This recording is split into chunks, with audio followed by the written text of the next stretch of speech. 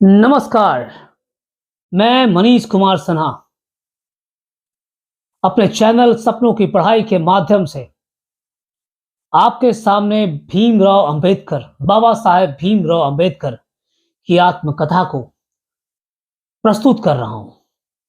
और आज भीमराव अंबेडकर की आत्मकथा की एपिसोड संख्या तीसरा है, जिसमें मैं महाराष्ट्र की सामाजिक और राजनैतिक मामलात पर चर्चा कर रहा था कि महाराष्ट्र में किस प्रकार की बंदोबस्त व्यवस्था थी उस वक्त, जिस वक्त पूरे भारतवर्ष पर बाबा साहब का वर्चस्व जन्म होने वाला था, बाबा साहब का समय आने वाला था।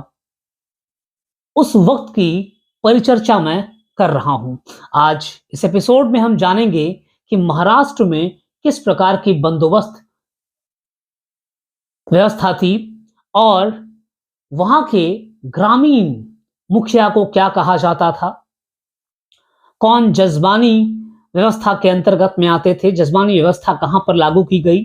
जजमानी व्यवस्था से ही प्रभावित होकर के महाराष्ट्र में 12 बंदोबस्त व्यवस्था लागू किया गया और 12 बंदोबस्त व्यवस्था में मुखिया किसे कहा जाता था और वो मुखिया का पद वंशानुगत था या नहीं था, ज्योतिषी कौन हुआ करते थे और ब्राह्मणों को किस प्रकार के फायदे दिए जाते थे, किस प्रकार से ब्राह्मण महाजनी व्यवस्था का अंग बन चुके थे और धीरे धीरे ये ब्राह्मण अपना वर्चस्व बनाने में कामयाब हुए थे।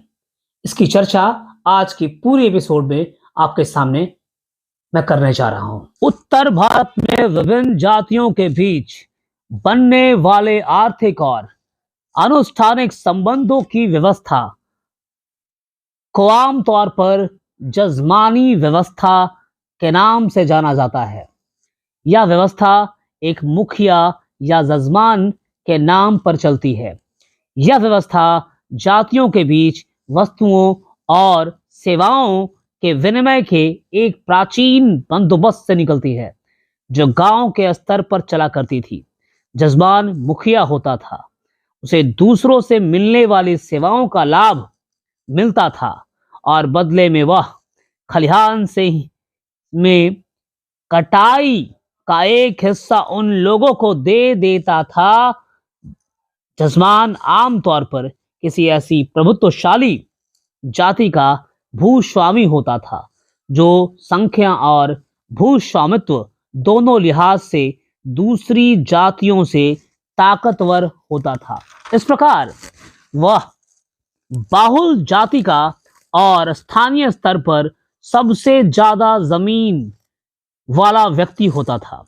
महाराष्ट्र में जजमान की अवधारणा नहीं थी। यहाँ गांव के मुखिया को पाटिल कहा जाता था। वह जजमान नहीं बल्कि गांव का नियुक्त किया गया मुखिया होता था। उसकी यह पदवी वंशानुगत होती थी, परंतु वह अगर किसी और गांव या शहर में जाकर बस जाए तो उसकी यह पदवी छीन भी ली जाती थी। यह पदवी आमतौर पर कई परिवारों में घूमती रहती थी।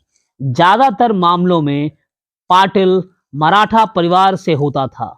हालांकि स्थानीय कृषि संबंधों में ब्राह्मणों का उपस्थिति भी अच्छी खासी थी, क्योंकि वे महाजनी का धंधा भी करने लगे थे।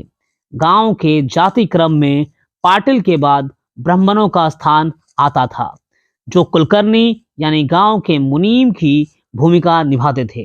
इस प्रकार महाराष्ट्र के आर्थिक और सामाजिक संबंध जजमानी व्यवस्था से मिलती जुलती बलूतेदारी व्यवस्था के हिसाब से विकसित हुआ।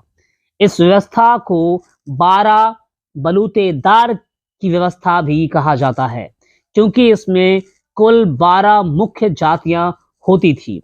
पहला पाटिल, दूसरा कुलकर्णी एवं ज्योतिषी, तीसरा सोनार, चौथा लोहार जो लोहा का काम करता था, पांचवा सुतार जो लकड़ियों का काम करता था, छठा कुम्हार या कुम्हार जो मिट्टी के बर्तन बनाया करता था, सातवां न्हावी नाई जो दाल बाल और दाढ़ी बनाया करता था, हजाम किया करता था।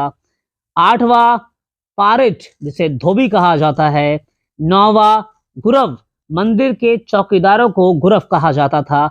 10वां मांग, रस्सियां बनाने वाले को मांग कहते थे। 11वां चमार और 12वां महार। चमार जैसा कि आप जानते हैं कि जूते वगैरह बनाया करता था। 12वां महार। मैं फिर एक बार बोल रहा हूं, ये महार शब्द बहुत महत्वपूर्ण है बाबा साहब के जीवन में।